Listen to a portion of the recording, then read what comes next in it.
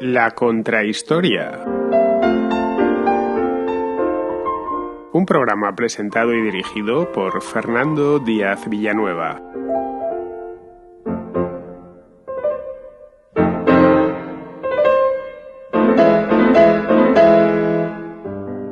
A finales del siglo XVIII y en menos de 25 años, concretamente entre 1772 y 1795, la mancomunidad de Polonia y Lituania dejó de existir tras una serie de 3 particiones que realizaron las potencias adyacentes: el Imperio Ruso al este, el Reino de Prusia al oeste y el Archiducado de Austria al sur. Fue un proceso rapidísimo que volatilizó un estado que había nacido 2 siglos antes como una monarquía electiva, fruto de la unión del Reino de Polonia y el Gran Ducado de Lituania. La primera de las particiones se produjo en agosto de 1772, tras una guerra con Rusia. Unos años antes, en 1764, el aristócrata polaco Stanislao II Poniatowski fue elegido monarca con la connivencia y el apoyo de su antigua amante, Catalina la Grande, una noble alemana que se había convertido en emperatriz de Rusia tras su matrimonio con el zar Pedro III. Los intentos de reforma de Poniatowski, un rey ilustrado que favorecía las artes y las ciencias, se encontraron con una firme resistencia, tanto interna como externa. Cualquier intención de revivir y fortalecer la mancomunidad era peligrosa y amenazante, ya que estaba rodeado de vecinos especialmente ambiciosos y muy expansivos. De hecho, los rusos consideraban a la mancomunidad una suerte de protectorado no declarado. Pero tanto prusianos como austriacos querían su parte del pastel polaco. Para evitar una guerra a 3 bandas, que hubiese sido muy costosa, los 3 monarcas se pusieron de acuerdo en ir repartiéndose partes de la mancomunidad. El primero de los bocados que le dieron fue pequeño. Prusia se apoderó de la costa del Báltico para unir Brandeburgo con Prusia Oriental. Austria hizo lo propio con la región de Galicia, Rutenia y la ciudad de Leópolis, en la actual Ucrania. Y Rusia se quedó con una parte de Bielorrusia. Pero eso resultó no ser suficiente, a pesar de que Stanislao II trató de mantener lo que quedaba de la mancomunidad con vida, pero le fue imposible. La segunda partición se llevó a cabo 21 años más tarde, en 1793, cuando la mancomunidad se encontraba ya muy debilitada internamente y fracturada por diferencias políticas, entre los que querían hacer reformas de tipo liberal y los que aspiraban a ponerse bajo la protección de Rusia, que representaba el antiguo régimen y el orden tradicional. En la segunda partición, los prusianos se adueñaron de Poznan y de la región de la Gran Polonia, y los rusos del resto de Bielorrusia y de la Ucrania polaca. Tras esta partición, la mancomunidad quedó reducida a la pequeña Polonia y a Lituania, que quedaron ambas ocupadas por unidades militares prusianas y rusas. Tras esto, solo consiguió resistir 2 años más. En 1794 los polacos se sublevaron contra los ejércitos de ocupación y estalló una breve guerra que concluyó con la tercera y definitiva partición al año siguiente. En esta ocasión Austria volvió a sumarse apoderándose de Lublin. Los rusos avanzaron hasta el Báltico e incorporaron Lituania. Los prusianos recrecieron la Prusia Oriental y se hicieron con Varsovia, la capital de la mancomunidad. Tras ello, Catalina la Grande de Rusia, Federico Guillermo II de Prusia y Francisco II de Austria sellaron el fin del Estado polaco poco antes de que diesen comienzo las guerras napoleónicas. Durante más de un siglo, hasta el final de la Primera Guerra Mundial, Polonia desapareció por completo del mapa europeo, no así los polacos, que siguieron viviendo en 3 estados diferentes. Polonia y Lituania reaparecerían tras el Tratado de Versalles, convertidas en repúblicas con unas nuevas fronteras, pero volverían a ser repartidas años más tarde, en 1939, entre la Alemania nazi y la Unión Soviética. Los polacos y lituanos de nuestro tiempo tienen muy presente las 4 particiones de sus respectivos países, un fragmento de la historia de Europa que a menudo pasa desapercibido.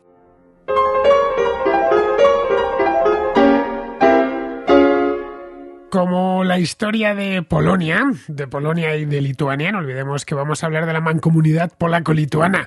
No es muy conocida en España y en los países de habla hispana, así de manera general, nos pilla algo lejos. Creo necesario hacer una introducción previa, antes de meternos en materia con esto de las particiones de Polonia, que fueron todas en el último cuarto del siglo, o el último tercio, mejor dicho, del siglo XVIII, porque si no hago esta introducción creo que no nos vamos a enterar, a no ser que tenga al otro lado del micrófono algún experto en historia de Polonia. El que sea experto, muy experto, esta parte se la puede saltar, pero todos los demás mejor quedaos porque así podréis entenderla. Bien, el Reino de Polonia y el Gran Ducado de Lituania se establecieron en la Edad Media, coincidiendo con la cristianización de estos pueblos eslavos que habían llegado desde las estepas entre los siglos VIII y IX, más o menos. No es mucha la documentación que tenemos de aquellas gentes porque eran analfabetas, es decir, ni sabían leer ni escribir y por lo tanto nos han dejado algunos restos arqueológicos, pero ningún texto al que agarrarnos más allá de textos indirectos, es decir, de otros pueblos que sí estaban alfabetizados, como por ejemplo los bizantinos, que hablaban de ellos de manera marginal, circunstancial, pero no pudieron contarnos su propia historia. Pero a partir del siglo IX ya sí podemos, ya les tenemos, les podemos poner una flecha y saber exactamente quiénes eran y lo que hacían. Se conformaron como principados cristianos de obediencia romana, es decir, no de obediencia constantinopolitana, es decir, eran católicos, por utilizar la terminología que se empezó a utilizar después, y guerrearon y se aliaron mutuamente entre ellos a lo largo de los siglos XIII, XIV. Las relaciones entre los dos estados diferían. En ciertas épocas lo llevaban mejor los polacos, en otras épocas lo llevaban mejor los lituanos, en función de cómo estuviese el equilibrio de intereses en aquella zona. A su vez, Polonia había seguido siendo siempre, a lo largo de estos últimos siglos de la Edad Media, un aliado muy cercano de su vecino del sur, de Hungría. El último monarca polaco de la dinastía Piast, que se llamaba Casimiro el Grande, murió en 1370, nos hemos puesto ya en el siglo XIV, sin engendrar un heredero varón legítimo. Engendró más herederos, pero ninguno de ellos era legítimo. En consecuencia, la corona pasó a su sobrino húngaro, que se llamaba Luis de Anjou, que era de una familia francesa. Pasó a reinar sobre Hungría en unión personal con Polonia. Luis murió en 1382 y no tuvo un hijo que le sucediera, como os decía antes, así que sus dos hijas, que se llamaban María y Eduviges, reclamaron la herencia. Los señores polacos, la Szlachta, que se llamaba en Polonia la nobleza, rechazaron a María en favor de su hermana menor, de su hermana Eduviges. La futura reina estaba comprometida con Guillermo de Habsburgo, que era el archiduque de Austria. Pero ciertas facciones de la nobleza en Polonia, y os lo advierto ya, llegó a tener muchísimo poder. Es más, llegó a ser la clave de la gobernabilidad de aquel lugar hasta la misma partición, es decir, hasta las mismas particiones hasta finales del siglo XVIII. Bien, pues ciertas facciones de la nobleza seguían preocupadas creyendo que Guillermo no aseguraría sus propios intereses, los intereses de la nobleza. Recurrieron entonces a Jogaila, que era el gran duque de Lituania. Jogaila era todavía pagano, y estamos hablando del siglo XIV, pero aceptó convertirse al catolicismo al casarse con Eduviges y suscribir una unión, la unión de Krevo, en el año 1385. Jogaila fue coronado como Vladislao II de Polonia e hizo de Lituania un principado católico y transformó Polonia en una monarquía dual. Sus descendientes y los sucesivos monarcas ostentarían los títulos de rey de Polonia y gran duque de Lituania. La última cláusula dictaba que Lituania debía fusionarse a perpetuidad con el reino de Polonia, pero solo a título personal, es decir, era una unión por arriba, algo muy habitual en esta época en toda Europa. En aquel momento, si echamos un vistazo al mapa de la época, Lituania era más grande que Polonia, ya que abarcaba buena parte de lo que hoy es Ucrania, lo que hoy es Rusia y la totalidad de Bielorrusia. Había crecido a costa de lo que fue en su momento el Rus de Kiev, y sus dominios se extendían desde el Mar Negro, desde las costas del Mar Negro a las costas del Mar Báltico, más o menos, aunque esto sea la radio, nos podemos hacer una idea porque todos tenemos, pues es una idea general de la geografía europea. Pero la posición de Lituania era mucho más vulnerable que la de Polonia. El Principado de Moscú, que es el antecesor del Imperio ruso, empujaba desde el este y les arrebataba territorios continuamente. Esto hizo que los vínculos entre el Gran Ducado de Lituania y el Reino de Polonia se fuesen haciendo poco a poco más fuertes, hasta convertirse en una mancomunidad de intereses y una mancomunidad jurídica. La idea de la mancomunidad, de una confederación, para que nos hagamos una idea, ofrecía oportunidades múltiples, ofrecía oportunidades económicas, ofrecía oportunidades políticas también, ya que daba ciertas garantías para asegurar las fronteras lituanas. A los lituanos, a pesar de que eran más grandes, ya digo, estaban más amenazados, y esto de poner en común muchas más cosas con los polacos les daba garantías en las fronteras al norte, al sur y al este. Pero muchos aristócratas lituanos no lo terminaban de ver. No estaban por la labor de subsumirse en Polonia y perder su autonomía. En ese tira y afloja se pasaron siglo y medio. Parte del siglo XIV, el siglo XV completo y parte del siglo XVI. Hasta mediados del siglo XVI, cuando el Gran Ducado de Lituania ya se había contraído mucho por el este y el Principado de Moscú se había transformado en el zarato ruso. Esto sucedió en 1547, cuando Iván IV, a quien se le conoce mucho mejor como Iván el Terrible, adoptó el título de zar. En el año 1569 ascendió al trono al Segismundo II Augusto, al trono de Polonia y de Lituania, es decir, pasó a ser rey de Polonia y gran duque de Lituania. Este era el último de la dinastía Jagellón, que a pesar de que le casaron con varias mujeres, no logró engendrar un heredero, así que seguramente el problema lo tenía él. Fue él quien impulsó la unión definitiva entre Polonia y Lituania. Había sido una unión personal hasta ese momento, pero esto ya sería una unión completa. Un reino dual que no carecía por completo hasta ese momento de instituciones comunes y pasaría a tenerlas. El 10 de enero de 1569 reunió un parlamento, a un Sejm, que es como se dice en polaco, de los dos principados fundamentales, es decir, el Gran Ducado de Lituania y el Reino de Polonia, en la ciudad de Lublin, al sur de Varsovia. Acudieron nobles lituanos y polacos que acordaron que el reino y el Gran Ducado se fusionasen en una mancomunidad, con un parlamento común, que a partir de ese momento los nobles, tanto los lituanos como los polacos, se reuniesen juntos para tomar decisiones. Desde ese momento, de hecho, no se permitió que la aristocracia lituana y la aristocracia polaca convocasen asambleas por su cuenta. Todo lo tenían que hacer en comunidad, de ahí lo de mancomunidad. Todo tenía que hacerse de forma conjunta. El ejército permanecería separado, pero la política exterior se unificó, obligando a los polacos a combatir por Lituania y a los lituanos por Polonia en el caso de que fuese necesario.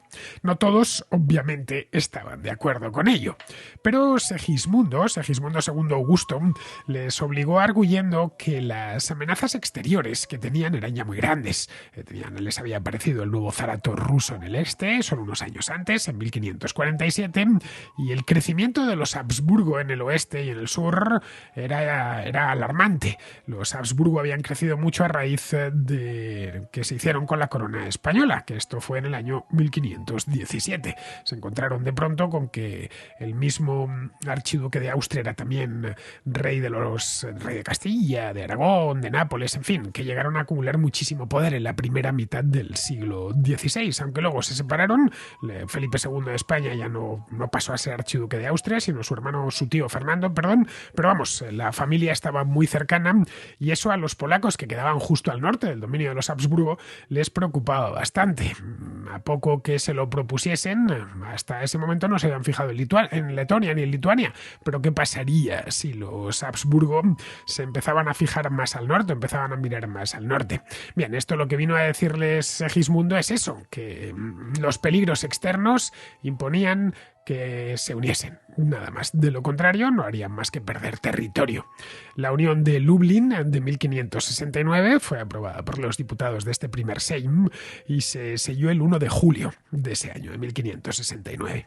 Pues bien, así fue como nació la Mancomunidad Polaco-Lituana, o por su nombre en latín, Regnum Poloniae Magnusque Ducatus Lituania, es decir, Reino de Polonia y Gran Ducado de Lituania. Nada más, no tiene mucho más el después de Magnus 2 es el copulativo, es decir, es la I. Pasó a ser conocida también como República de las Dos Naciones, porque tenían claro que en un lado había polacos y en el otro lado había lituanos. Dos pueblos que se parecen mucho, el idioma de hecho es muy parecido incluso hoy, pero vamos, tenían claro que eran dos naciones distintas. Se fusionaron también los escudos de los dos principados en uno solo, en el que las armas de Lituania, que es el denominado Vytis, que es un caballero blanco sobre fondo rojo, bueno, gules, que llaman en heráldica, es inconfundible porque es un caballero que está en posición de ataque, con la espada levantada encima de la cabeza, sigue siendo, por cierto, el escudo de Lituania, y el de Polonia, que es más conocido todavía, es un águila de cola blanca, sobre fondo también de gules, fondo también rojo. Se repartían los 4 cuarteles con la corona encima.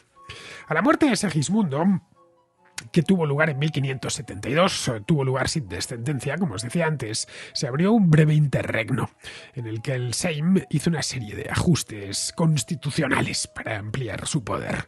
La primera medida que tomaron fue convertir la monarquía en electiva. Iban a ser ellos quienes eligiesen a los reyes, y así ya se acababan los problemas sucesorios que habían tenido tan a menudo. En el año 1573, es decir, un año después, Enrique de Valois, que era hijo de Enrique II de Francia y Catalina de Medici, fue proclamado rey de Polonia y gran duque de Lituania, en la primera elección de un rey. Unos 40.000 nobles, eran muchísimos, por cierto, los que había, de los dos principados emitieron su voto. Se decantaron por Enrique de Valois con un objetivo doble. Un objetivo político doble. Por un lado, los otomanos, que eran aliados de Francia, en aquel momento y lo fueron durante mucho tiempo, dejarían de atacarles por el sur, cosa que estaban haciendo. Por otro lado, serviría de contrapeso a los Habsburgo, que estaban enfrentados a los Valois. Pero Enrique no quería ser rey de Polonia, esto lo tenía como un premio de consolación, y si no conseguía la corona de Francia, que no quería serlo mucho tiempo. Tan pronto como pudo reclamar el trono francés, se marchó a París, devolviendo la corona polaca a sus legítimos propietarios, que era la Asamblea de Notables, es decir, el Sejm. En 1574, Enrique se marchó de Polonia tras la muerte de su hermano Carlos IX en Francia, abriéndose así un nuevo interregno. Vamos, que esto de elegir reyes, uno se quitaba un problema, que era el de que un rey muriese sin descendencia, pero se abrían otros, y era que un rey, como había sido el primero que eligieron, además, que había sido Enrique de Valois, pues decidiese no seguir siendo rey. El interregno concluyó un año después, en 1575, cuando el primado de Polonia, un tipo llamado Jakub Uchański, declaró a Maximiliano II, que era el emperador del Sacro Imperio Romano Germánico, como rey, es decir, un Habsburgo en definitiva. Simplemente cambiaban, habían tenido un Valois, pues ahora escogían un Habsburgo. La decisión no gustaba a la facción de la nobleza que era enemiga de los Habsburgo, que por supuesto existía, y que exigía un monarca polaco. El Sejm se había reservado en una cláusula que era la de que todo se tenía que decidir por unanimidad. Esto es algo que complicó bastante las cosas a la mancomunidad polaco-lituana, lo veremos más adelante. El hecho es que vetaron a Maximiliano II y tuvieron que buscar otro candidato. Anduvieron dando 1000 vueltas a ver cuál encontraban, buscaron un candidato de compromiso, que era la hermana de Segismundo, que se llamaba Anna Jagellón, siempre y cuando se casase con Esteban Báthory, que era un noble húngaro que en aquel momento era príncipe de Transilvania. Ana y Esteban eran ya mayores, para aquella época se llevaban 10 años, entre ellos ella era 10 años mayor que él. Ana tenía 52 en aquel momento y él tenía 42 y no podía evidentemente ya concebir un hijo, pero eso no importaba. No importaba ya, la monarquía se había convertido en electiva y que el rey o la reina pudiesen tener hijos era lo de menos.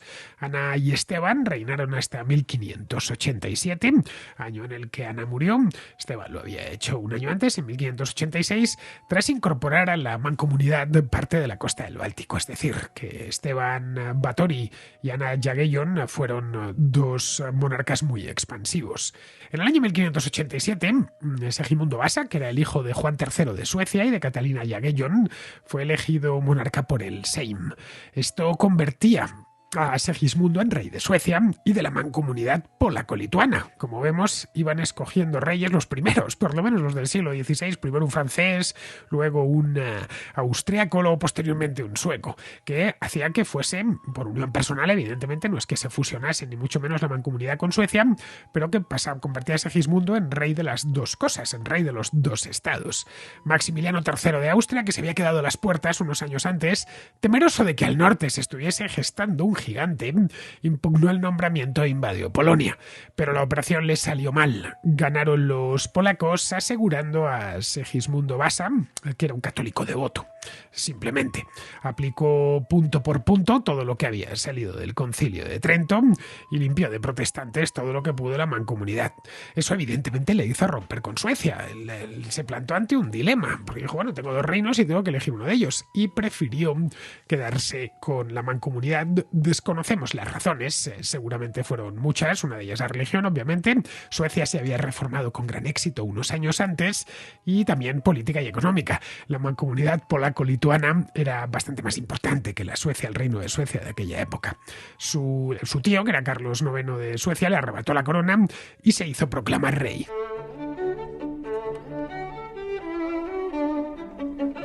Aquello no era algo que preocupase especialmente ni a Segismundo Vasa ni en general a los nobles del Sejm. Suecia, como os decía antes, no era muy importante. Era un reino remoto y pobre del extremo norte de Europa. Segismundo III empezó a pensar en cómo recrecer la mancomunidad hacia el este, aprovechando los problemas internos que atravesaba el zarato ruso, que eran unos cuantos en aquel momento a principios del siglo XVII.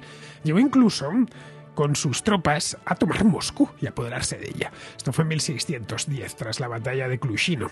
El zar Basilio IV fue apresado por los polaco-lituanos y trasladado en el interior de una jaula, según cuentan, hasta Varsovia, donde tuvo que arrodillarse ante Segismundo. Entiendo que para eso abrirían la jaula. Luego ordenó que le ejecutasen, así que no le sirvió de mucho lo de arrodillarse. Los rusos se terminaron rebelando un par de años después y consiguieron expulsar a las tropas de la mancomunidad de Moscú. Pero aún así, la mancomunidad consiguió retener extensos territorios en el este. Para entonces, los polaco-lituanos se habían convertido ya en la principal potencia del este de Europa. Unos años después, no muchos, en 1618, estalló la Guerra de los 30 años, una guerra que sacudió los cimientos de todos los reinos de Europa, a la que concurrieron además casi todos los reinos de Europa, pero el Sejm prefirió mantenerse al margen. No olvidéis que todo tenía que ser por unanimidad, así que prefirieron no entrar. Aquello les pillaba muy lejos, era un asunto alemán, que tenía que ver con protestantes y católicos, que era una impugnación realmente a los Habsburgo austríacos por parte de los franceses. No era un asunto en el que pensaban que fuesen a ganar nada. Polonia además en ese momento carecía de problemas religiosos, y si los Habsburgo se desgastaban un poco, pues mejor. Eso posibilitó, entre otras cosas, un despertar cultural que dio origen a la llamada Edad de Oro polaca. Una época caracterizada por la promoción de las artes y de nuevas construcciones en estilo barroco. Esto es el barroco polaco, que es tan bonito. El rey Segismundo fue quien trasladó la corte a Varsovia. Varsovia era una ciudad en la región de Mazovia donde solía reunirse el Sejm, donde se había reunido por primera vez. Hasta allí hizo llegar pintores, arquitectos, artesanos, músicos, ingenieros desde el occidente europeo para embellecer la nueva capital y ponerla al gusto de los nuevos tiempos. Segismundo III reinó muchísimos años, reinó nada menos que 45 años, casi medio siglo, y llegó a ser tan popular que consiguió que en una monarquía electiva los electores, que eran estos nobles, que eran muchísimos, eran miles, estoy hablando, no es que fuese una asamblea pequeñita, que los electores eligiesen a su hijo Vladislao como su sucesor en el año 1632. A su muerte, a la muerte de Vladislao en 1648, fue elegido su hermano Juan III. Pero para entonces la mancomunidad polaco-lituana ya estaba en plena decadencia. Esa es la verdad. Pero bueno, para que nos hagamos una idea, como estas monarquías electivas, si el rey reinaba suficientes años y llegaba a ser poderoso y a proporcionar riquezas y poder a los miembros del Parlamento, la posibilidad de que se eligiesen entre familiares existía, y tenemos este caso. Segismundo III consiguió que eligiesen a su hijo, a Vladislao, y Vladislao que eligiesen a su hermano, a Juan III. De cualquier manera, a partir de mediado del siglo XVII, entró lentamente en decadencia. La mancomunidad era oficialmente católica, pero en los territorios del este había muchos ortodoxos. En buena medida eran territorios que habían arrebatado a los principados rusos o al propio Principado de Moscú Moscú o al Zarato de Rusia, en lugares donde existían la actual Ucrania, donde existían ortodoxos desde hacía cientos de años. Estos ortodoxos se sentían preteridos y marginados por la nobleza polaco-lituana. Solo para acceder a las instituciones y a los cargos, nada más podían acceder los que fuesen católicos. El rey, por supuesto, tenía que ser un católico, no había ninguna posibilidad de que fuese un ortodoxos. Los cosacos ucranianos, que eran ortodoxos, se rebelaron y solicitaron la protección del zar de Rusia, que por supuesto se la ofreció encantado. En 1655, como a perro flaco todos son pulgas, los suecos cruzaron el Báltico e invadieron la mancomunidad. Al otro lado no solo se encontraron a los polaco-lituanos, se encontraron también aliados. Se encontraron a Federico Guillermo, que era el elector de Brandeburgo, que era protestante y que añadió sus tropas a las suecas. La mancomunidad fue derrotada y tuvo que ceder parte de Prusia, de la parte de Prusia de mayoría protestante, a Brandeburgo. Bueno, esta parte que cedió entonces sería el origen de la Prusia Oriental. Como vemos, a pesar de que había terminado ya las grandes guerras de religión, la guerra de los 30 años, había firmado ya el Tratado de Westfalia, la fractura religiosa en Europa aún supuraba en aquel entonces. Estamos hablando de 1655, 1660. Estaba terminada la guerra de los 30 años, pero aún quedaban las ascuas, especialmente en las zonas donde no se había aplicado, donde no había tenido lugar la guerra de los 30 años, donde no se había aplicado el principio cuius regio eius religio, es decir, que la religión de los súbditos fuese la religión del rey, o mejor dicho, que la religión del rey impusiese la confesión a sus súbditos. En Polonia, como os decía antes, no había entrado en la guerra de los 30 años, por lo tanto, no regía ese principio. Allí convivían de aquella manera, o coexistían, mejor dicho, católicos, protestantes y ortodoxos bajo un monarca católico. El otro elemento en discordia era el Imperio Otomano, que se nos puede antojar muy lejano, pero no lo estaba tanto en aquel entonces. Era fronterizo, había subido por los Balcanes, había superado el Valle del Danubio y amenazaba directamente a la mancomunidad, presionaba desde el sudeste, y amenazaba no solo a la mancomunidad polaco-lituana, sino también a la propia ciudad de Viena. En el año 1683, los otomanos pusieron sitio a Viena, se lo pusieron por segunda vez, la primera había sido en el año 1529, y la situación era realmente desesperada, porque el emperador del Sacro Imperio y el archiduque de Austria, Leopoldo I, no tenía claro que pudiese resistir ese sitio. No andaba muy sobrado de tropas y además los otomanos habían puesto toda la carne en el asador. Así que Leopoldo I solicitó al Papa que declarase una cruzada y pidió ayuda a todos los príncipes católicos del imperio y todos los príncipes católicos que hubiesen en Europa que quisiesen apuntarse a esto. Como el número de soldados que podían enviar los católicos era limitado, pidió también a los vecinos, es decir, al rey de la mancomunidad polaco-lituana, que en aquel momento era Juan III Sobieski, que le echase una mano. Cuando veáis nombres de reyes polacos, veréis que llevan normalmente un apellido detrás. Esa es le ponen apellido porque no tenían una dinastía como tal. Era una monarquía electiva, entonces podía ser un Jagellón o podía ser un Sobieski, como es este caso. Juan III Sobieski se avinó, dijo que sin problemas, que acudiría, por supuesto, en ayuda de Viena, porque con ello no solo se ganaría un lugar en el cielo, que eso lo iba a ganar, ganase o perdiese en la batalla, se lo iba a ganar seguro, porque esto era el Papa había emitido una bula de cruzada, pero es que si ganaba, además, podía obtener un sustancioso botín. Los turcos se habían desplazado desde muy lejos y llevaban infinidad de riquezas, entonces si ganaban se las podían llevar, cosa que por supuesto Juan III hizo. Juan III acudió en ayuda de Leopoldo y se dispuso a combatir. La batalla tuvo lugar en la montaña de Kahlenberg. Esto está justo a las afueras de la ciudad de Viena, o estaba, mejor dicho, en aquel entonces a las afueras. La ciudad se salvó, y se salvó en buena medida gracias a la participación de los polacos, que cargaron sobre los otomanos, hicieron una carga mítica a caballo, de la que hoy todavía los polacos y por supuesto también los austriacos se sienten orgullosos, provocando a los otomanos grandes pérdidas y poniéndoles en desbandada. Esta de Kahlenberg sería la última gran batalla, de hecho, que los otomanos librasen en Centro Europa. Se replegaron ya a partir de ahí al sur del Danubio y empezaron a retirarse de forma paulatina, muy lenta al principio, luego ya posteriormente más rápida, hacia los Balcanes, donde permanecerían hasta principios del siglo XX. La gesta de Juan Sobieski recorrió Europa, fue conocidísima y fue muy comentada en todas partes, claro. La mancomunidad polaco-lituana, de hecho, empezó a enarbolar con gran orgullo el título de baluarte de la cristiandad. El reinado de Juan III Sobieski concluyó a su muerte, porque el cargo de monarca era electivo, pero vitalicio, concluyó en el año 1696, es decir, 13 años después del sitio de Viena.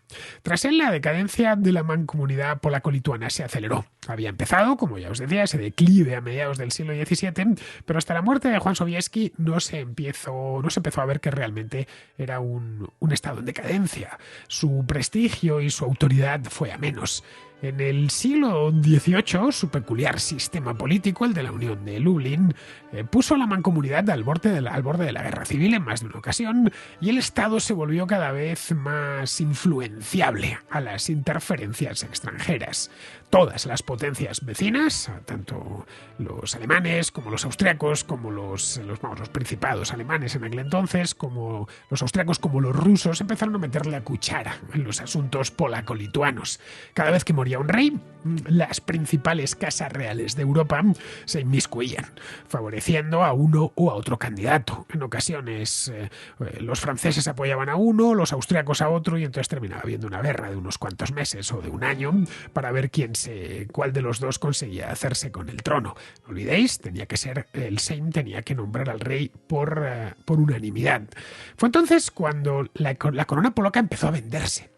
Pasó de ser una corona electiva a ser una monarquía electiva, a ser una corona en almoneda. Los monarcas debían su elección a los sobornos que pagaban a los electores, que les pagaban sus padrinos, a los electores. Por lo general, estos padrinos eran otros reyes de Europa, normalmente poderosos, claro, y con dinero, que veían en el sistema polaco de monarquía electiva un modo muy directo de conseguir un aliado. Es decir, podían comprarse el aliado o fabricárselo, no tenían más que esperar a que muriese el rey y a partir de ahí sobornar a miembros del Sejm y ya tenían un aliado ahí, en el momento en el que escogiesen, porque podía serlo cualquier príncipe católico podía ser rey de Polonia. El reinado de Juan Sobieski había sido, por lo tanto, el último gran reinado polaco-lituano completamente autónomo. A partir de ahí, los problemas empezaron y ya no acabarían hasta casi un siglo después, cuando se terminó de concluir la partición. Bien, pues así fue de manera, digamos, irregular. Bueno, todas fueron irregulares, todos los nombramientos en el siglo XVIII. Así fue como Augusto II de Wettin, conocido como Augusto el Fuerte, que era el elector de Sajonia, se hizo con la corona polaca. Esto a principios del siglo XVIII. Esto ocasionó que la mancomunidad se convirtiese en moneda de cambio entre las diferentes casas reales. Eso dañó muchísimo su reputación. Nadie realmente se tomaba en serio el trono polaco. Y como no se tomaban en serio el trono polaco, pues no se tomaban en serio a su inquilino. El hijo de Augusto II, Augusto III, que era como su padre elector de Sajonia y rey de Polonia-Lituania, ni siquiera ya vivía en Varsovia, sino en Dresde, que estaba en Sajonia. Estaba casado con una princesa austríaca y ni siquiera hablaba polaco. Por supuesto, tampoco hablaba lituano, ni falta que le hacía. Para llevar los asuntos polacos, nombró un virrey, un sajón llamado Heinrich von Brühl, que controlaba aquello, pues, de buena manera con los aristócratas polacos, con los que mejor se llevaba. Controlar a los nobles en Polonia lo era todo.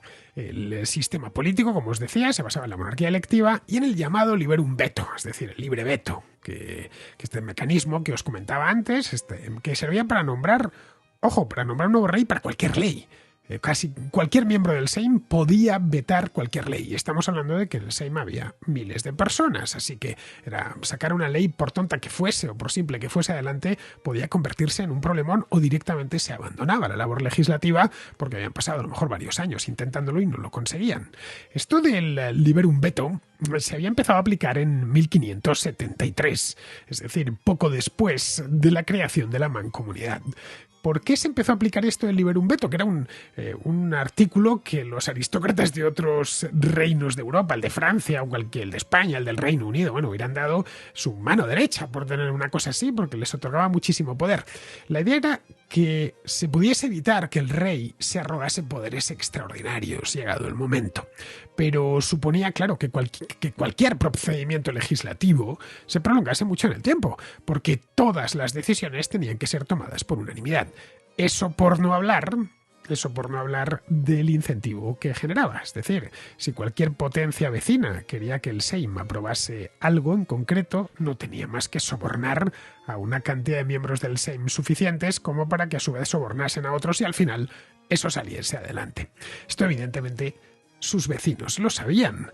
La cuestión era controlar a los nobles, y no había mucho más, y eso solo podía hacerse con dinero en efectivo. Los monarcas polacos estaban al tanto, y estaban tan al tanto que le debían su propio cargo, el puesto de rey, se lo debían a sobornos, y eso, claro, pero querían también seguir siendo reyes, buscaban sobrevivir, manteniendo la mancomunidad con vida. De ahí que evitasen, ya en el siglo XVIII, meterse en guerras, cosa que sí habían hecho en el siglo XVII, no habían entrado en la de los 30 años, pero sí habían tenido, como os comentaba antes, una política expansiva, especialmente hacia el norte, hacia el Báltico y hacia el este. En el siglo XVIII tratan de no meterse en un solo lío. ¿Por qué? Porque sabían que de los líos, de las guerras, podían salir escaldados. En la Guerra de los 7 Años, que estalló en el año 1756, hay una contrahistoria por ahí que hice hace muchísimo, digo en el archivo, que hice hace muchísimo tiempo sobre esta guerra, pues en esta guerra decidieron mantenerse fuera. Pero realmente simpatizaban con los austríacos y con los rusos. No era casual tampoco.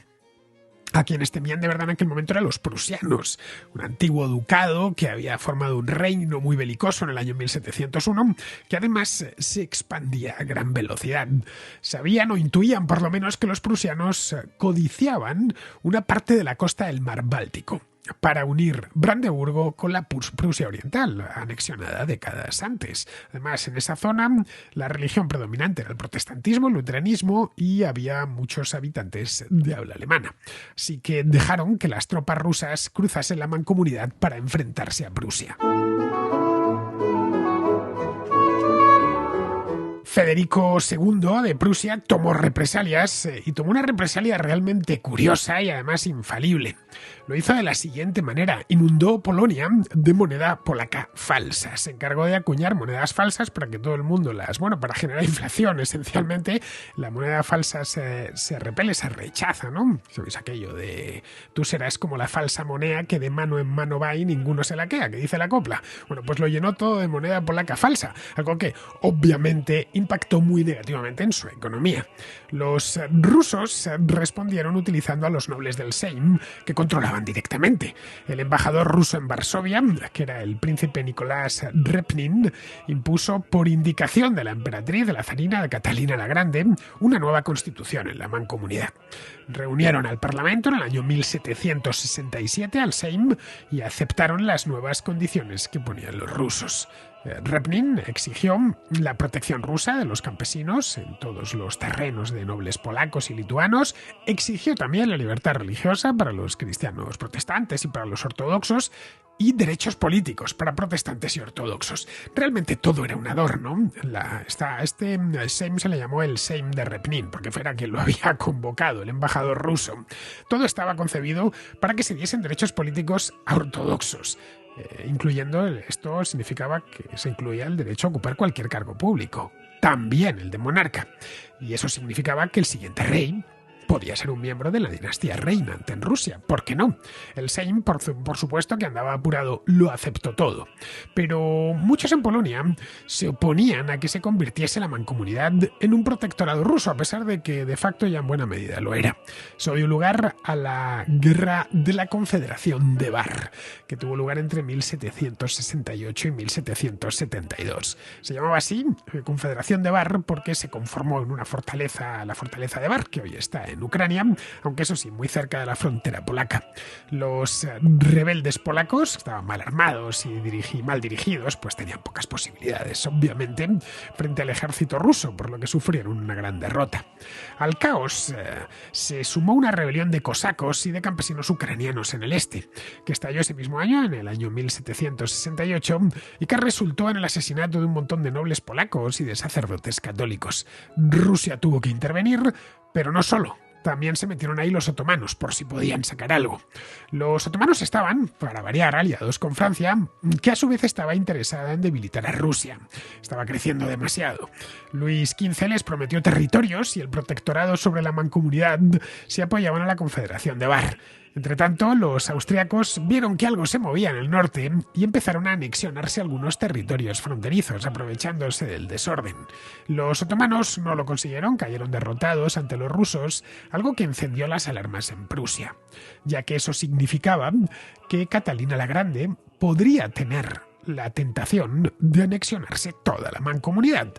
Para evitar una guerra a gran escala, una guerra en el este a gran escala, acababa de tener lugar ese mismo siglo la Guerra del Norte, que fue devastadora, Federico II de Prusia, María Teresa de Austria y Catalina de Rusia prefirieron llegar a un acuerdo amistoso, que obviamente negociaron sus embajadores. Los tres hablaban alemán, además, porque los tres eran de habla alemana, tanto Federico II como María Teresa como Catalina, así que no tuvieron demasiados problemas en entenderse. Este acuerdo se firmó en Viena en febrero de 1772 y preveía un reparto de la Mancomunidad. Un reparto parcial. No desaparecería del todo la Mancomunidad polaco-lituana, tan solo le darían un bocado. En febrero de ese año ya se firmó y se sometió al Sejm para que lo aprobase. No querían tampoco desmontar por completo por ahora. Lo desmontarían más tarde. En ese momento aún no lo sabían. A principios de agosto, las tropas rusas, las prusianas y las austriacas, ocuparon las provincias acordadas, que habían acordado previamente, y Federico II de Prusia pues estaba eufórico porque tenía un premio con el que no había contado. Prusia se apoderó de la mayor parte de lo que es el norte de Prusia, lo que pasaría a ser el norte de Prusia, bueno, excepto Danzig, la costa del Báltico, vamos, que Danzig se lo anexionaría más tarde, que se encontraba, bueno, pues entre sus posesiones en Prusia Oriental y el margraviato de Brandeburgo, para que nos hagamos una idea. Bueno, y de una serie de comarcas del norte de la Gran Polonia. A María Teresa le parecía que Federico II se había aprovechado y se había quedado con demasiado, pero su canciller, que era un tipo muy listo llamado Wenzel Anton von Kaunitz-Rydberg, le convenció de que no, que Austria se quedaba con zonas muy buenas, con zonas muy ricas, como las minas de sal de Bochnia y de Bielichna. Austria además se quedó con toda la región de Galicia, menos Cracovia, esa caería más tarde, y parte de la pequeña Polonia. Rusia, por su parte, se anexionó a la Livonia polaca y tierras en el este de Bielorrusia. La Livonia estaba en el norte. Con esta partición, la Mancomunidad polaco-lituana perdió alrededor del 30% de su territorio y la mitad de su población, unos 4 millones de personas, de los cuales una buena parte no eran étnicamente polacos. La principal beneficiada en esta primera partición fue Prusia, ya que al quedarse con el noroeste de Polonia, pues pasaba a controlar algo así como el 80% del comercio exterior total de la Mancomunidad. Prácticamente todo el comercio les entraba por el mar Báltico, que tenía desde la Edad Media muchísima actividad comercial. Esto evidentemente le da un arma poderosísima, ya que solo tenía que imponer altos aranceles de tránsito de las mercancías para que la Mancomunidad fuese inviable. Después de haber ocupado sus respectivos territorios, las tres potencias exigieron que el rey no le habían derrocado, simplemente se habían repartido parte de su reino, que el rey Stanislao Poniatowski y el Sejm diesen su visto bueno. Pero no hubo respuesta, se resistieron. Claro, que les llegasen los tres reyes vecinos. Nos hemos quedado con todas estas partes, simplemente validadlo. No hubo respuesta, no quisieron, se hicieron los suecos. Vamos, en este caso se estaban haciendo los polacos. No querían saber absolutamente nada del tema. Así que rusos, prusianos y austriacos enviaron unos batallones a Varsovia para obligar a convocar la asamblea a punta de bayoneta. Obviamente ya no les quedó más remedio que reunirse, aceptar el acuerdo de Viena, aceptarlo a regañadientes, claro está, y renunciaron por escrito a todos los derechos sobre los territorios ocupados. Después de esto, la crisis se abatió sobre la Mancomunidad. Una crisis múltiple, una crisis económica, ya os comentaba, haber perdido el noroeste les privaba de la posibilidad de comerciar con el Báltico, teniendo en cuenta que les habían arrebatado también buena parte de Livonia, que era otro de los accesos al Báltico, pues peor todavía. Una crisis política, en fin, ¿Qué país no entra o qué Estado no entra en crisis después de que le arrebaten un 30% de su territorio? Y una crisis de identidad. ¿Qué es lo que somos? Y si realmente esto está funcionando. Habían pasado poco más de 2 siglos desde la Unión de Lublin y no parecía que las cosas marchasen bien. Stanislao Poniatowski, todo un personaje, este tipo, que había sido amante de Catalina la Grande cuando era embajador polaco en San Petersburgo, era rey por elección, obviamente, desde 1784. Stanislao Poniatowski sabía que hacían falta reformas, que se tenía que modernizar la mancomunidad si quería seguir existiendo. Así que miró a Occidente para implementarlas. El modelo de Stanislao eran las monarquías ilustradas de Europa Occidental. Monarquías como Francia o como España, donde reinaba la familia Borbón y nadie se metía con ellos. Y estaban haciendo grandes avances, se construían bellos palacios y estaban haciendo grandes avances en las ciencias y en las letras y en las artes y tenían intelectuales, ¿no? En 1772, es decir, poco después de la humillación, encargó a un filósofo suizo, a Jean-Jacques Rousseau, que le asesorase para modernizar y fortalecer lo que quedaba de mancomunidad polaca. Rousseau se sintió halagado con aquello, era lo más que le podían ofrecer, y años más tarde entregó un libro titulado Consideraciones sobre el gobierno de Polonia, en el que proponía muchas reformas. Pero ya era tarde para casi cualquier cosa. La mancomunidad estaba sentenciada. La idea de Stanislao era concentrar poder en sus manos, como sucedía con los monarcas occidentales. A Luis XVI de Francia o a Carlos III de España, ningún aristócrata, por poderoso que fuese, ni el duque de Alba, le chistaba, solo faltaba, hasta ahí podía llegar, ¿no? Gobernaban los reyes de Occidente con un consejo privado y ni siquiera se dignaban a convocar estados generales o cortes en el caso de España, porque eso se consideraba ya para entonces una antiguaya. Pero claro, eso en Polonia era imposible. Quien realmente mandaba ya eran los aristócratas del Sejm, que estaban a menudo a sueldo de potencias extranjeras. Si apostaba por los reformistas, la nobleza se quejaba y tenía que deshacer todo lo que había hecho. Luego, para colmo de males, en 1789 estalló la Revolución Francesa. Esto afectó a toda Europa, también al este de Europa. Las noticias de lo que había pasado en París recorrieron todo el continente a la velocidad del rayo y pusieron a los monarcas europeos a la defensiva. Pero Stanislao no. Para Stanislao era una oportunidad, a diferencia de cómo estaban pues, los reyes en España o en Portugal o en Austria o en Prusia, que estaban asustados por lo que estaba sucediendo, incluso en el Reino Unido. En Polonia lo vio como una oportunidad, una ventana de oportunidad, porque suponía un apoyo a las reformas que quería hacer desde la primera partición. En mayo de 1791 promovió e impulsó una constitución reformista que alteraba por completo el sistema nacido con la Unión de Lublin en 1569. Acababa de cuajo con el Liberum Veto, que era una herramienta pues, que utilizaban las potencias extranjeras para influir en el Sejm, sobornando, como os decía, a algunos aristócratas o a todos directamente, pero que no se había demostrado, de hecho, no como un sistema para evitar la tiranía, sino para la tiranía propia de un rey polaco, sino para trasladar la tiranía extranjera y que la propia mancomunidad fuese desapareciendo. El Liberum Veto, y así es como lo veía, estaba actuando como una suerte de virus que iba debilitando poco a poco la mancomunidad. Caray, bastaba, como os decía antes, con que uno se opusiese a una ley para que no saliese adelante. Luego la Constitución ponía también a los siervos bajo protección de la corona, arrebatándoselos a los nobles. Eso creó mucho malestar entre los aristócratas más poderosos, que tenían muchos siervos, claro, y sobre todo entre las potencias vecinas, que temían que en Polonia estallase una revolución como la francesa. Ya habían visto lo que había pasado en París y, claro, no querían que pasase algo similar en Varsovia o en alguna ciudad polaca. En San Petersburgo, de hecho, se percibió como una amenaza directa, casi existencial, ya que allí la servidumbre era una institución sagrada en aquel momento. Los rusos acusaron a Stanislao de haberse entregado a los jacobinos, por lo que directamente y sin mediar palabra invadieron la mancomunidad. Stanislao estaba tranquilo, porque un año antes había tenido algo de vista y había firmado un acuerdo con Federico Guillermo II de Prusia, en previsión de eso mismo, en previsión de un ataque ruso. Pero Federico Guillermo le traicionó, rompió el pacto y se alió con los rusos. Estalló entonces en Polonia una guerra civil conocida como Guerra de la Constitución. Los aristócratas polacos, los prorrusos al menos, se reunieron en una confederación, la Confederación de Targowicka, y se enfrentaron a los polacos que apoyaban la Constitución. Los de la Confederación pensaban que los rusos acabarían con las reformas y devolverían a Polonia algo así como a su edad de oro, la época de la libertad dorada, ¿no? La época de Juan Sobieski o incluso antes. Pero se vieron que no había mucha posibilidad porque los rusos eran realmente poderosos, pero les quedaba al menos Prusia. Pronto comprobaron que los prusianos les abandonaron. Así que las fuerzas constitucionales polacas que se enfrentaron a las tropas de la Confederación de Targowicka y al ejército ruso fueron derrotadas sin remedio.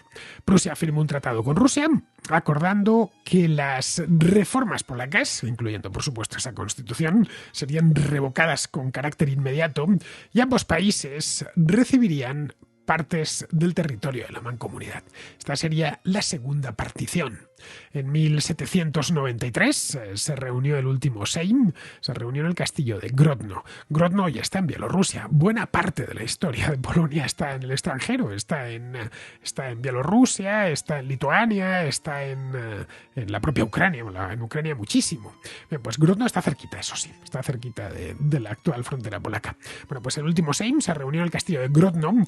Se reunieron, de hecho, custodiados por el ejército ruso para validar una nueva partición.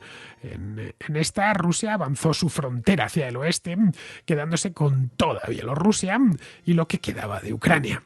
Prusia se apoderó de Poznan y de la región de la Gran Polonia, que era la más occidental de la Mancomunidad. El rey de Prusia rebautizó a la Gran Polonia como Prusia del Sur, con la ciudad de Poznan como su capital. A partir de aquel momento pasó a llamarse oficialmente Posen, que es lo que se puede ver en algunos mapas alemanes ya del siglo XIX. Seguiría llamándose Posen hasta el final de la Segunda Guerra Mundial, que volvió a de la Primera Guerra Mundial, que volvió a Polonia. Los de la Confederación de Targowicka no esperaban otra partición. Ellos se oponían a la revolución y se oponían a la Constitución, pero no querían otra partición, claro, eran los más patriotas, ¿no? Y el rey Stanislao Poniatowski, que se había unido a ellos al final de la guerra, pues perdieron todo el prestigio y todo el apoyo que les podía quedar en Polonia en aquel momento. Los reformadores, en cambio, los que habían perdido, lo ganaron entre la población y sobre todo entre las capas urbanas de las ciudades. Así que provocaron un levantamiento popular en Kosciuszko en el año 1794 contra las tropas de ocupación rusas.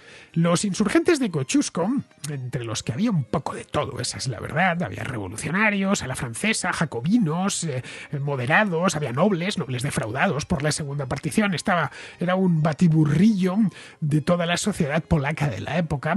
Obtuvieron algunos triunfos iniciales, pero finalmente cayeron ante el ejército del Imperio ruso, que era muy superior en todos los ámbitos. El asunto volvió a interesar a las potencias vecinas. En Berlín y en Viena temieron que Rusia, que se había vuelto a imponer con las armas, quisiese anexionarse lo que quedaba de Polonia e intervinieron cruzándose cartas de nuevo los embajadores. No querían una guerra por Polonia entre los tres, menos aún en aquel momento, pues justo cuando Europa Occidental estaba siendo sacudida por las guerras posteriores a la Revolución Francesa, las famosas guerras revolucionarias. Así que decidieron llegar a un acuerdo amistoso, resolviendo el problema mediante un nuevo reparto, pero esta vez ya quedaba poco que repartir porque se habían hecho dos particiones para repartirse lo que quedaba de la Mancomunidad. El 24 de octubre de 1795, sus representantes firmaron un tratado, dividiendo los territorios de la Mancomunidad polaco-lituana entre los tres estados.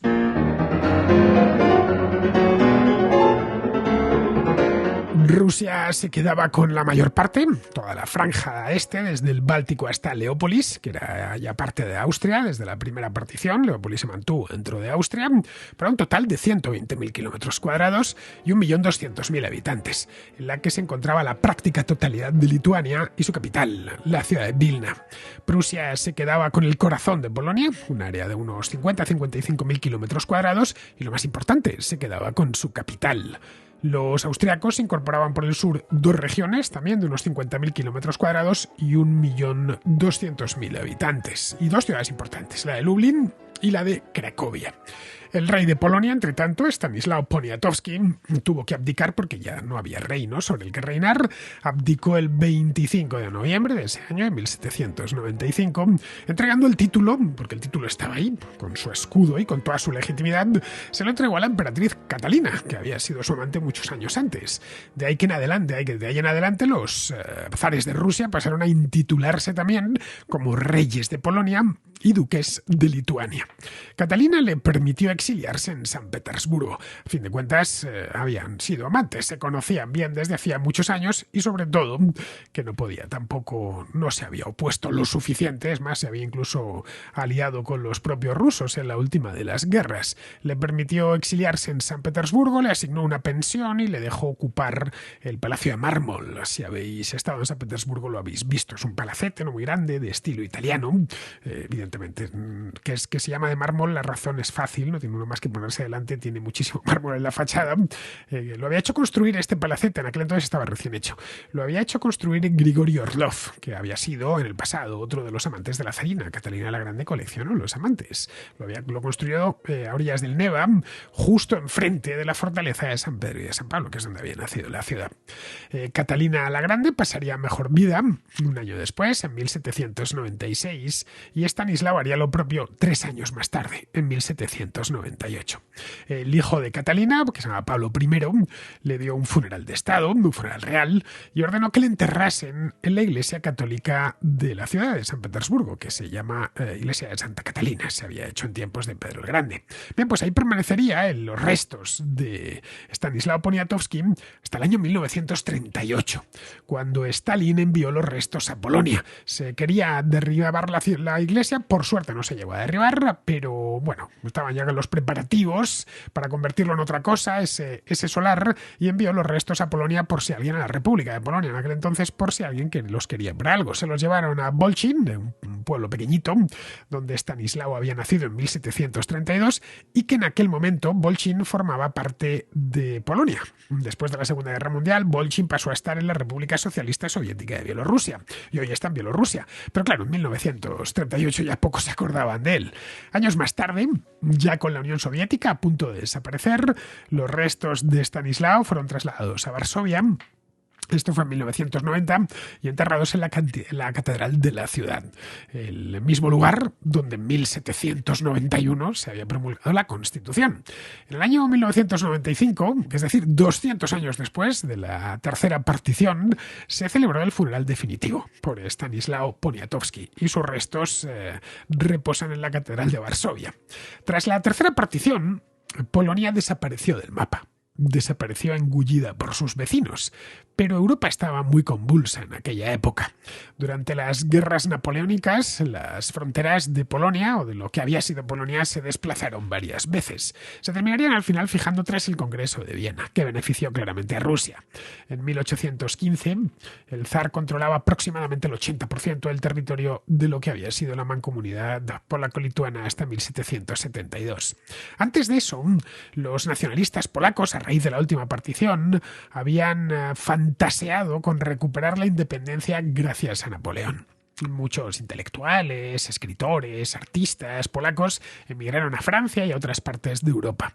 Muchos se unieron al ejército napoleónico como voluntarios, ya que el emperador les había prometido refundar la mancomunidad o algo parecido. Napoleón no cumplió del todo su promesa. En el año 1807 creó el Ducado de Varsovia, que era un estado títere de la Francia imperial, entregando el título no a ningún heredero de los Poniatowski, sino entregando el título a Federico Augusto I de Sajonia. Pero ese ducado fue muy efímero. Solo pervivió unos poquitos años hasta la derrota de Napoleón en el Congreso, que fue unos pocos años después. El Congreso de Viena de 1815 creó el Zarato de Polonia, también conocido como Reino del Congreso, por haber nacido en el Congreso de Viena, que era esencialmente un reino satélite de Rusia en el que se incorporó Varsovia, que le había cedido Prusia. Varsovia había quedado en el lado prusiano en la tercera partición y se lo cedieron a los rusos por buena vecindad y sobre todo porque habían montado un reino. Vos preguntaréis quién era el rey. Bueno, pues el rey era el propio zar de Rusia, que tenía ese título porque Stanislao Poniatowski se lo había transferido en 1795. En el año 1831, pues claro, los polacos seguían allí. Hubo una insurrección polaca. El zar Nicolás I liquidó ya por completo el reino del Congreso y castigó con severidad a los nacionalistas polacos. Les confiscó sus propiedades, deportó a los más problemáticos y ordenó el cierre de las universidades polacas, a las que culpó de todos los problemas que había. Pensaba que todos estos nacionalistas se criaban en las universidades, con libros polacos, estudiando la historia de Polonia, y que lo mejor era cerrarlas. En 1863, ya en tiempos del zar Alejandro II, hubo otro levantamiento polaco. A partir de ahí ya se impuso la rusificación forzosa. En la parte de la mancomunidad que había caído en manos austriacas, a los polacos la verdad es que les fue bastante mejor. Se les permitió tener representación en el Parlamento, incluso tener escuelas y universidades propias en las que se enseñaba y se hablaba en polaco. Las dos principales ciudades de la Polonia austriaca, que eran Cracovia y Leópolis, rebautizada por los austriacos como Lemberg, se convirtieron de hecho en los dos principales centros de cultura polaca durante el siglo XIX. Los polacos que cayeron en la zona prusiana les corrieron una suerte muy parecida a la de la zona rusa. Fueron germanizados a la fuerza y se eliminó cualquier tipo de institución propia. Para principios del siglo XX, Polonia era ya un recuerdo lejano. Había polacos, claro está, pero eran simplemente una minoría más en Austria, una minoría más en Rusia y una minoría más en Prusia. Vivían en 3 estados diferentes. Había un movimiento nacionalista polaco, pero carecía de la fuerza, como para oponerse a 3 imperios tan poderosos como el ruso, el austrohúngaro y el alemán. Pero en 1914 estalló la Primera Guerra Mundial. Austria, Hungría y Alemania estaban en un bando y Rusia estaba en el otro. Las potencias centrales propusieron entonces crear un estado cliente en Polonia para debilitar a Rusia nada más. Lo llamaron Reino de Regencia de Polonia y ocuparía por supuesto solo la Polonia rusa, que estaba ocupada por los alemanes en aquel momento, no las partes de Polonia o de la mancomunidad que estaban en Prusia o que estaban en Austria. Fue un reino sin rey y un reino extremadamente efímero. Duró menos de 2 años, hasta el final de la contienda, cuando ya Polonia recuperó la independencia, convertida ya en una república.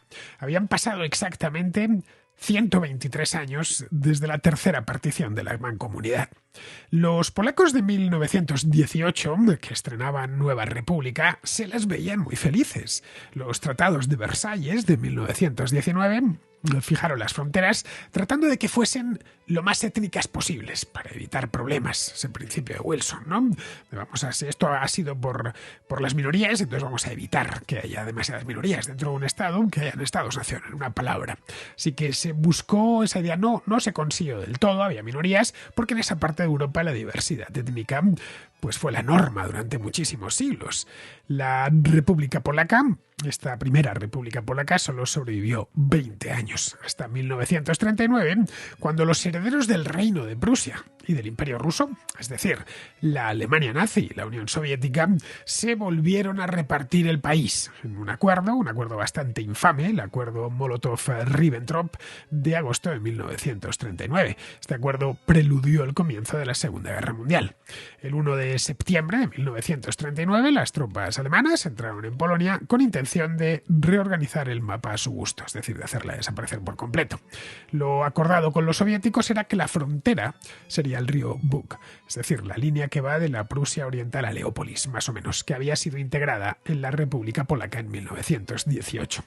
Por su parte, en su parte de Polonia, Alemania anexionó directamente 3 regiones al Reich, que convirtió en el distrito de Danzig, en Bartland y en la Alta Silesia. En la parte restante constituyó el llamado Gobierno General.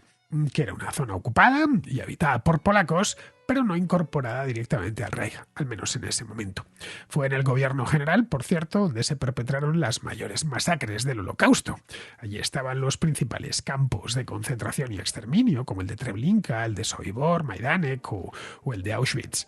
Los soviéticos entraron en Polonia 2 semanas más tarde y ocuparon su parte, que fue repartida entre las repúblicas socialistas soviéticas de Bielorrusia al norte y de Ucrania al sur.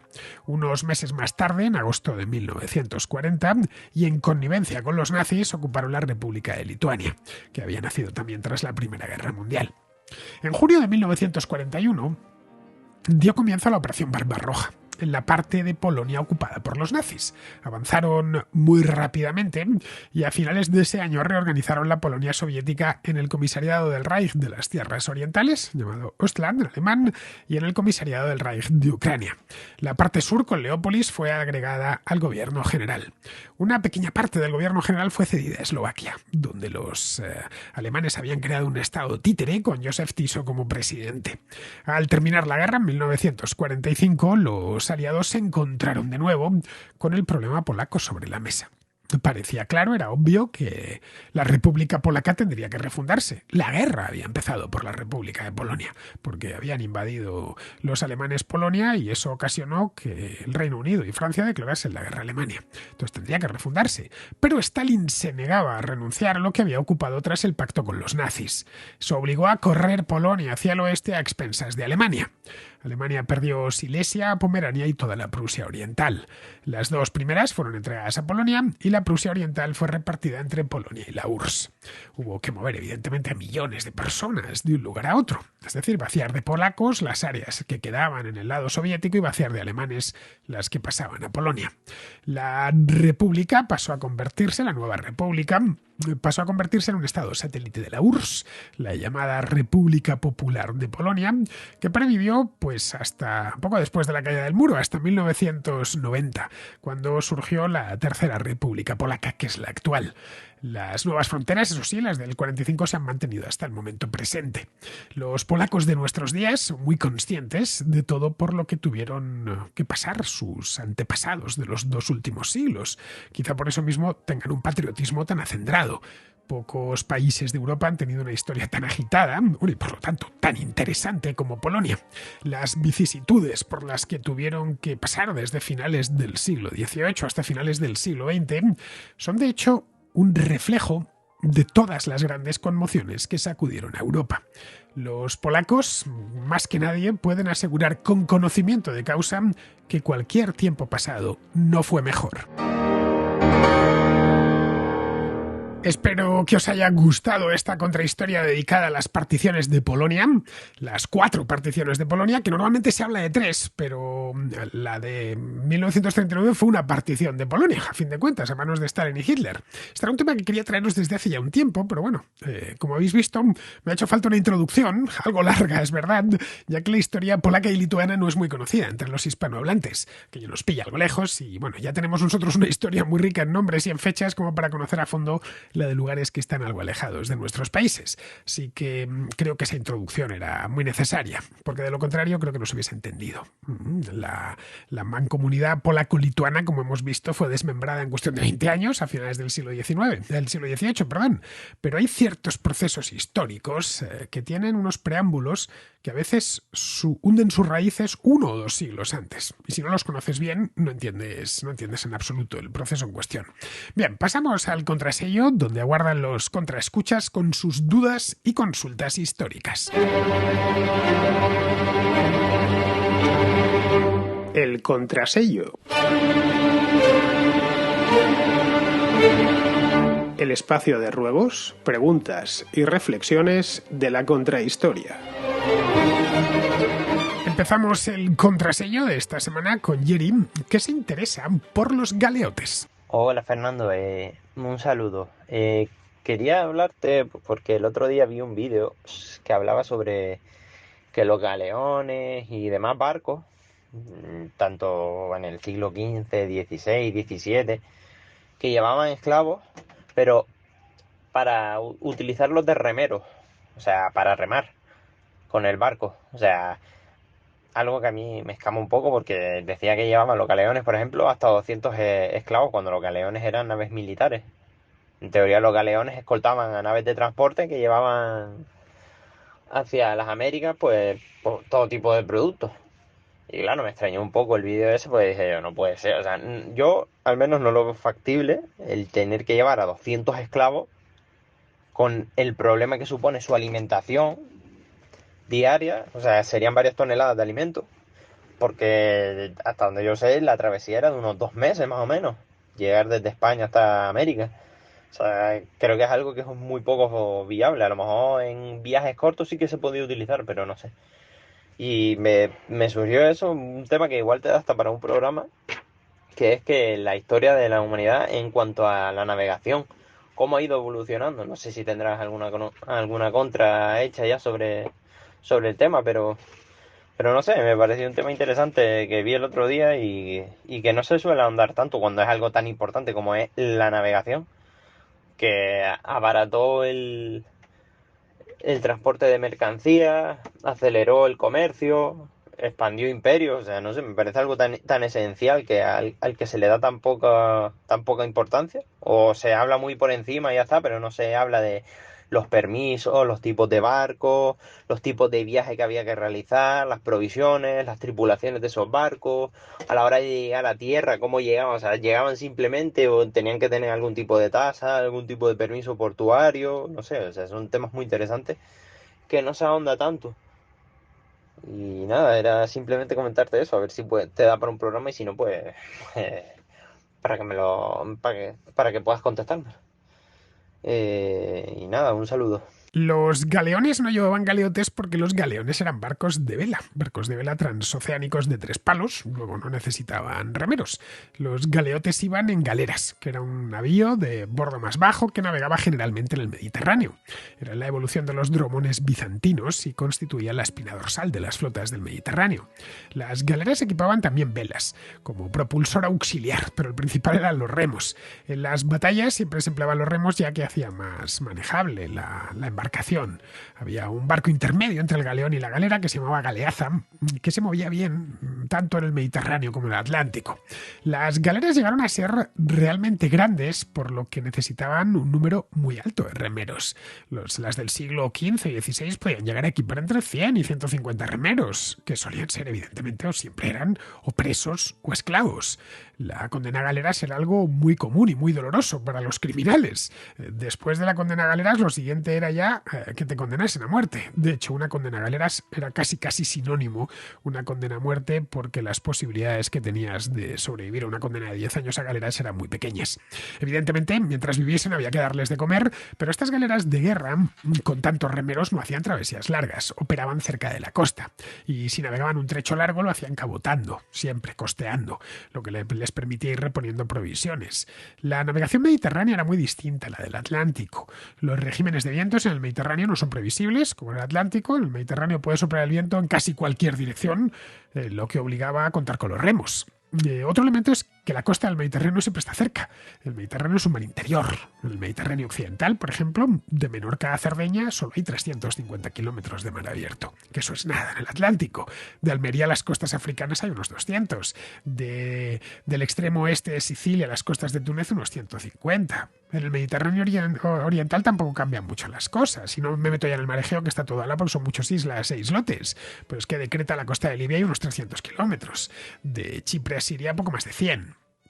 No es un mar grande, además está plagado de islas, por lo que la costa siempre está cercana.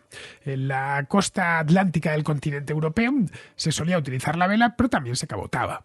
Para ir del estrecho de Gibraltar a los Países Bajos, por ejemplo, se navegaba tratando de ceñirse a la costa. Por eso, cuando los portugueses en el siglo XV se lanzaron al océano abierto, fue algo tan revolucionario. Aparecieron nuevos barcos, como la carabela o como el galeón, que solo podían impulsarse por viento, ya que el Atlántico necesita barcos de alto bordo, bueno, y en el caso de emplear remeros además harían falta muchos y sería necesario embarcar demasiadas provisiones para travesías que eran de varias semanas. En el Mediterráneo se siguieron utilizando galeras mucho tiempo, las galeras y galeotes hasta el siglo XVIII. En el XIX desaparecieron paulatinamente en favor de los nuevos barcos de vela y luego los barcos de vapor. Bien, vamos ahora con Mariano, que está en Ámsterdam, que ha escuchado el programa que hice con Carmen Vallecillo poquillo sobre el reino nazarí de Granada y nos amplía información sobre la arquitectura islámica. Y nada, felicitarte por el programa de hoy del reino de Granada, que me ha gustado mucho. Y quería añadir algo que habéis estado comentando durante el programa, el tema de que los nazaríes construían o muy básico o muy espectacular, ¿no? Y bueno, yo estudié la carrera de Historia del Arte hace como 20 años, nunca me he dedicado a ello y seguramente falle, ¿no? Pero yo recuerdo que en algún momento del arte musulmán estudiamos que la vivienda musulmana es una vivienda que se ennoblece de puertas para adentro. Es decir, que al musulmán la casa por fuera no le importa tanto cómo sea o lo que represente, y lo que sí le importa es todo el tipo de comodidades y lujos que pueda tener dentro. Al contrario que la casa castellana, que sí necesita expresar en su exterior el nivel de la persona que vive ahí. Por eso en los escudos castellanos, o en las casas castellanas siempre están los escudos nobiliarios y las fachadas tan impresionantes. Se supone, bueno, si tú vas a Marrakech de viaje o algo, puedes verlo precisamente en los palacetes de allí, como por fuera parece nada y una vez que entran dentro son un espectáculo también, ¿no? Y entiendo que en la Alhambra, en el ADN de la Alhambra como vivienda, puede tener algo de eso también, aunque sea una fortaleza, pero no importa mucho lo que represente que es por fuera, comparado por ejemplo con el Escorial, ¿no? Que sí representa algo por fuera, por su exterior. El Alhambra no importa y lo que importa es lo que ocurra dentro. Y bueno, nada, no sé, igual me equivoco, pero puede que añada algo a la conversación que has tenido en el podcast de hoy de Granada. Y nada, decirte que me gusta mucho el programa, que dentro de unos días me voy a México y a Guatemala. Yo creo que por culpa vuestra, por culpa de tu programa y de tantos programas que ha habido sobre Cortés, sobre Guatemala y tal, que al final, pues yo qué sé, pues me ha enganchado a eso. Y me gustaría preguntarte qué sitio no me puedo perder de México y qué sitio no me puedo perder de Guatemala, aunque sea una pregunta posiblemente difícil. Bueno, pues un saludo muy, muy fuerte y muchísimas gracias por tu programa. Espero, Mariano, que hayas disfrutado de tu visita a Guatemala. Es un país maravilloso en su integridad. México también lo es, pero no lo conozco tan a fondo como Guatemala, así que no te puedo decir. Son dos países de tamaños muy distintos. Guatemala es mucho más pequeño y asequible para un viaje. En una semana te da tiempo a ver el país entero. México no. Para conocer México en profundidad necesitarías casi una vida entera. México es tan grande, está tan poblado, tiene tantos climas y una historia tan rica que, digamos, juega en una categoría, en una liga turística aparte. En Guatemala lo que no te puedes perder bajo ningún concepto es la antigua Guatemala, que es una joya virreinal. Allí vivió Alberto Garín durante varios años. Tenía una casa preciosa en la misma antigua Guatemala. Se dedicaba a conservar una casa virreinal llamada Casa Pope Noé. La tenía hecha un primor, en aquella época, por lo menos. No sé cómo estará ahora. Ni siquiera sé si permanece abierta al público. Cuando Alberto estaba allí, de conservador, estaba abierta y admitía visitas turísticas. Las hacía el propio Alberto, las visitas. Alberto incluso hizo excavaciones en su jardín, que las pude ver con mis propios ojos. Excavaciones arqueológicas, estoy hablando. La antigua Guatemala se conserva más o menos como estaba en el siglo XVIII, que es cuando la Capitanía General de Guatemala se trasladó a Nueva Guatemala de la Asunción, que es la capital actual del país. El capitán general ordenó el traslado porque se produjo un terremoto muy devastador, que era pues como el tercero ya en un siglo.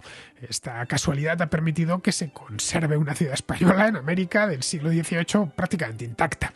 Luego, aparte de Antigua, merecen mucho la pena las ruinas mayas de Tikal, que son patrimonio de la humanidad también. El problema con las ruinas de Tikal es que están en la jungla, en el Petén, y aquella zona es bastante peligrosa porque hay muchos animales salvajes. Vamos, que te puede atacar un jaguar, morderte una serpiente venenosa, picarte un escorpión o algo así. Yo no me quería arriesgar, así que me quedé sin ver las ruinas de Tikal. No las he visto en foto y en vídeo, pero no las he visto en persona a pesar de que vivía allí precisamente porque no me quería meter en la selva. Luego, pero entiendo que hay gente que eso no le da miedo, a mí sí.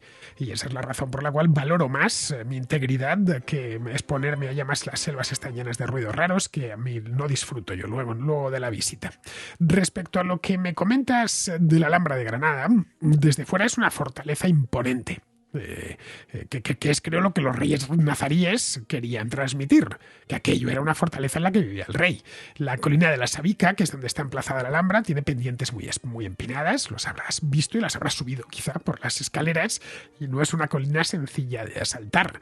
Prácticamente toda la vida palatina se llevaba a cabo allí, entre la Alhambra y los jardines del Generalife, para los que construyeron un acueducto, como contábamos en aquella contrahistoria Carmenillo. Pero vamos, efectivamente, en el mundo islámico no se da demasiado valor al aspecto externo de la vivienda, se da muchísimo más al interno. Eso se puede ver en muchas ciudades islámicas, en las que caminas por las callejas de las medinas y apenas hay ventanas al exterior. Toda la vida se hace en el interior de las viviendas. Se encargan, eso sí, de decorarlas muy bien y de hacerlas muy confortables para sus dueños. Bien, vamos ahora con Lucas, que trae 2 propuestas contrahistóricas. Aviso ya, una de ellas está tendida. Buenos días, Fernando. Hoy venía a proponerte hablar sobre 2 temas en la contrahistoria. Bueno, el primero sería hablar sobre el general Erwin Rommel en alguna contrahistoria, ya que me ha parecido algo bastante interesante y también me ha sido bastante importante su desempeño en la campaña en África del Norte. No sé mucho sobre él, pero por lo que sé es bastante interesante. Y pues nada, también me gustaría que hablara sobre las guerras de Yugoslavia. No sé mucho sobre esto, prácticamente nada, pero la verdad me interesaría saber más sobre ello. Y pues nada, me gusta bastante lo que haces y nada, sigue así. Como te decía, la primera de las propuestas ya está tendida. Hace cosa de un año dediqué un capítulo no a Rommel, pero sí a la campaña del norte de África en la que combatió Erwin Rommel. El capítulo en cuestión, búscalo en archivo, se titula La guerra sin odio. Lo tienes ahí, no tienes más que buscar en mi página web diazvillanueva.com, lo pones arriba donde pone la cajita de búsqueda y te aparecerá, tanto en iVoox como en YouTube. Respecto a lo segundo, lo de las guerras de la antigua Yugoslavia. Pues a ver, esto es algo que me habéis pedido muchas veces, pero es que no lo sé, no lo tengo claro. Creo que están todavía un poquito cerca en el tiempo, apenas 25 años vista, o incluso menos, porque la independencia de Kosovo es del año 2008. Para que se pueda hacer historia tiene que haber como mínimo 40 o 50 años de distancia. Y sobre todo, y esto es lo más importante, que lo que estés contando no influya demasiado en el presente, que esté concluido ya ese proceso histórico, esté cerrado. Bueno, esa es la razón por la que, por lo general, evito temas desde los años 80, esta parte. Muy bien, queridos amigos, pues con esto termina la contrahistoria de hoy. Espero que os haya gustado y me despido de todos vosotros. Hasta la próxima contrahistoria.